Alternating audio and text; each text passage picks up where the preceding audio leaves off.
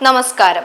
ഹിന്ദുക്കൾ സഹിഷ്ണുത കാണിച്ചില്ലായിരുന്നുവെങ്കിൽ അയോധ്യയിൽ രാമക്ഷേത്രം നിർമ്മിക്കാൻ 500 വർഷം വേണ്ടിവരുമായിരുന്നില്ല എന്ന് കേന്ദ്ര ഊർജ മന്ത്രി മനോഹർ ലാൽ ഖട്ടർ. ഹിന്ദുക്കളെ കുറിച്ച് അടുത്തിടെ നടത്തിയ പരാമർശങ്ങൾക്ക് പ്രതിപക്ഷ നേതാവ് രാഹുൽ ഗാന്ധിയെ അദ്ദേഹം നിശിതമായി വിമർശിച്ചു. ഛത്തീസ്ഗഡ് BJP എക്സിക്യൂട്ടീവ് യോഗത്തെ അഭിസംബോധന ചെയ്തുകൊണ്ട് സംസാരിക്കുകയായിരുന്നു ഖട്ടർ.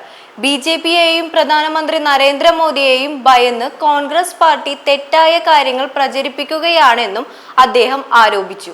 ലോക്സഭാ തിരഞ്ഞെടുപ്പിൽ കോൺഗ്രസിന്റെ നുണകൾ ആരും ശ്രദ്ധിക്കാതിരുന്നപ്പോൾ അവർ ശ്രീരാമനെയും ഹിന്ദുക്കളെയും അപകീർത്തിപ്പെടുത്തുകയായിരുന്നുവെന്നും ഖട്ടർ കൂട്ടിച്ചേർത്തു.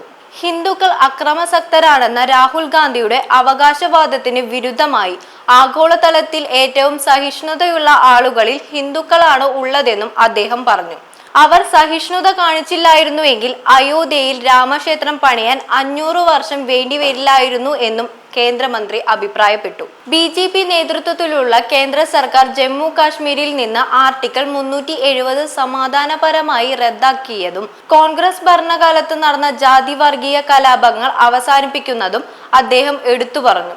92 ലോക്സഭാ സീറ്റുകൾ മാത്രം നേടിയ കോൺഗ്രസ് പൊതുജനങ്ങളെ തെറ്റിദ്ധരിപ്പിക്കുകയും പുതുതായി തിരഞ്ഞെടുക്കപ്പെട്ട NDA സർക്കാരിനെ ന്യൂനപക്ഷ സർക്കാർ എന്ന് തെറ്റായി മുദ്ര കുത്തുകയും ചെയ്തുവെന്ന് ഖട്ടർ ആരോപിച്ചു. കഴിഞ്ഞ 2 തിരഞ്ഞെടുപ്പുകളിലും 2014-19 ലോക്സഭയിൽ പ്രതിപക്ഷ പാർട്ടി പദവി ഉറപ്പിക്കുന്നതിൽ കോൺഗ്രസ് പരാജയപ്പെട്ടുവെന്നും എന്നാൽ 99 സീറ്റുകൾ നേടിയത് വിജയമായി കണക്കാക്കിയെന്നും അദ്ദേഹം പറഞ്ഞു.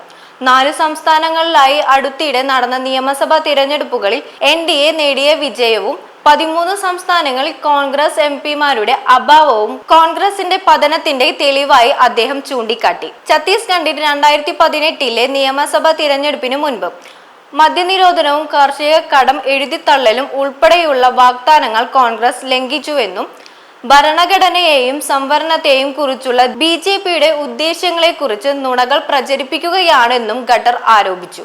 ഈ നുണകൾ ഫലിക്കാത്തതിനാൽ കോൺഗ്രസ് ഇപ്പോൾ ഹിന്ദുക്കളെ അക്രമാസക്തരാണെന്ന് വിളിക്കുന്നുവെന്നും മുൻ ഹരിയാന മുഖ്യമന്ത്രി പറഞ്ഞു. BJPയും മോദിയും അധികാരത്തിലിരിക്കുന്നത് വരെ ജാതിയും വർഗീയ ഉന്മാദവും പ്രചരിപ്പിച്ച് പ്രീണിപ്പിക്കാനുള്ള അജണ്ടയും രാഷ്ട്രീയവും പ്രതിപക്ഷത്തിന് അറിയാമെന്നും ഖട്ടർ കൂട്ടിച്ചേർത്തു. ഛത്തീസ്ഗഡിലെ BJPയുടെ ജനക്ഷേമ പദ്ധതികളുടെ നേട്ടങ്ങളെക്കുറിച്ച് അവരുടെ വീടുകൾ സന്ദർശിച്ച് ജനങ്ങളെ ബോധവൽക്കരിക്കാനും 2047ഓടെ വികസിത ഇന്ത്യ എന്ന പ്രധാനമന്ത്രിയുടെ കാഴ്ചപ്പാടിലേക്ക് സംഭാവന നൽകാനും അദ്ദേഹം പാർട്ടി നേതാക്കളോടും പ്രവർത്തകരോടും അഭ്യർത്ഥിച്ചു.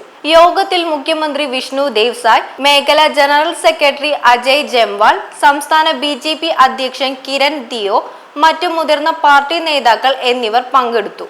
News desk Bharathabhoomi.